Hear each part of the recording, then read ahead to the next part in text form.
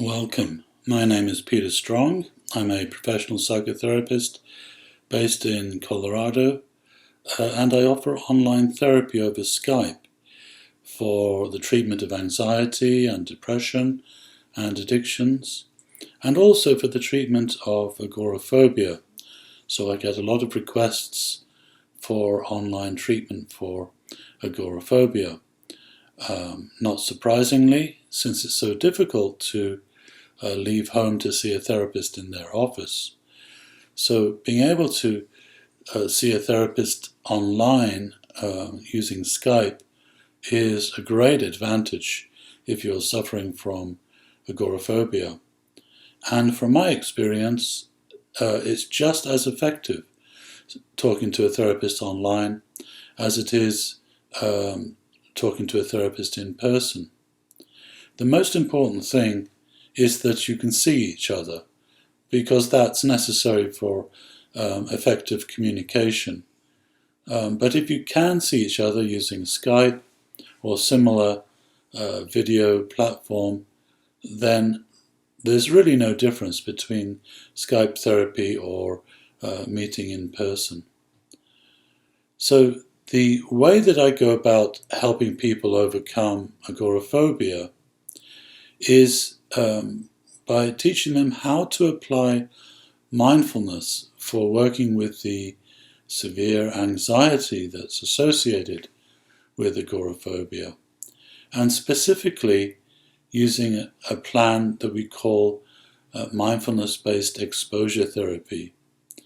So in order to overcome any form of phobia or extreme anxiety, it's necessary to work with that compulsive habitual anxiety reaction skillfully using some form of exposure therapy. You can't expect to get over your agoraphobia by avoiding situations or trying to escape your anxiety.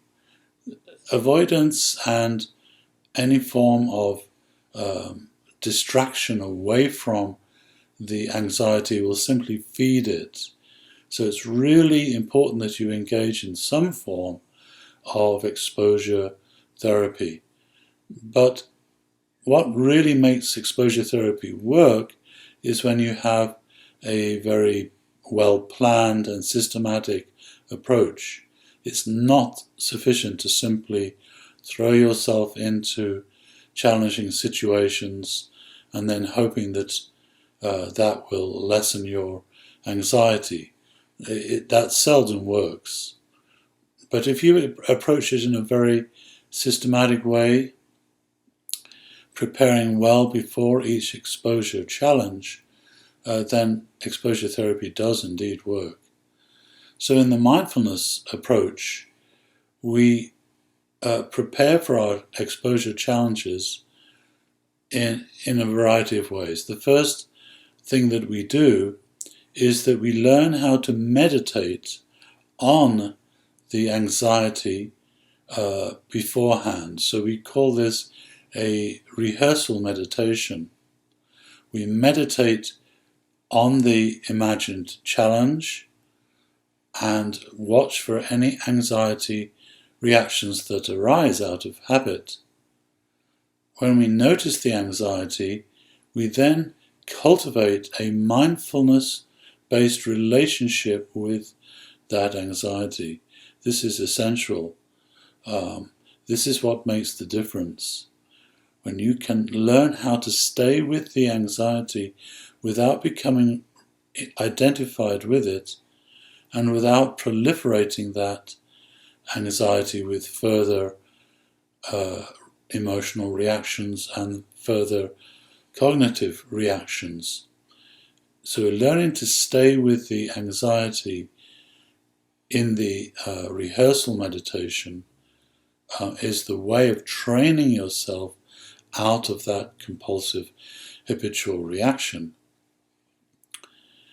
Also, during the rehearsal meditation, we work with that anxiety, helping it to resolve. So we're training the anxiety to resolve itself. before we do the challenge. This training is so essential. We keep playing through the scene of the exposure challenge, working with the anxiety reactions until they are completely neutralized and that we feel no anxiety anticipating the exposure challenge. Then is the time to do the challenge, not before. We might also look at any anxiety that occurred after doing a challenge, and we work on that fresh anxiety in the same way, building a non-reactive relationship with the anxiety. Now, what helps anxiety heal is, first of all, not reacting to it. So this is like taking the fuel away from a fire. If you stop feeding a fire with fuel, then the fire will extinguish itself. That's built into the system. And it's the same with emotions, like anxiety. They are kept alive by reactivity that feeds that anxiety. But when you stop feeding it, it starts down a path of self-extinction. It starts to burn itself out. So during this stage of just sitting with the anxiety without reacting, you're actually establishing a new pathway in the brain that leads to the extinction of that anxiety. And after practice, it becomes completely neutralized. So the real problem with anxiety when it becomes habitual is that there's no escape for the emotion. It cannot extinguish itself because there is no resolution pathway that's been established. So the only thing it can do is proliferate. So this is a very, very important part of the healing process.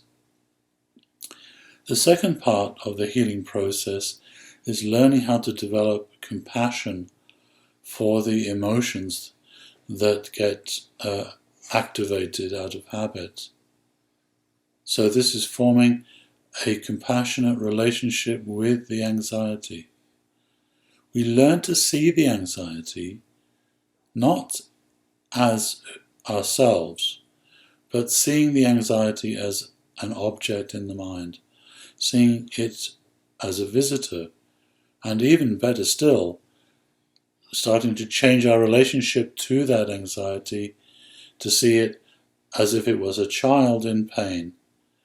That helps us develop compassion, and compassion greatly accelerates the process of healing. The more compassion you can establish internally towards your anxiety, the faster it will heal and extinguish itself. So compassion accelerates healing, and that's why we work on it. Developing compassion means helping that anxiety heal itself. This very often will involve working with the imagery of the anxiety and other emotions that might be associated with the anxiety. So all emotions are based on internal psychological imagery. That is what actually creates the emotion.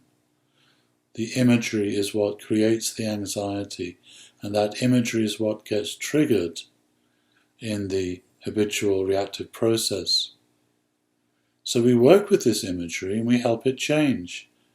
This is part of the response of compassion, because when the imagery changes, the emotion changes.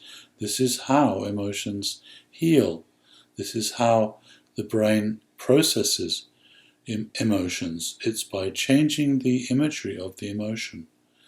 So when we do this consciously, again, we greatly accelerate the process of healing.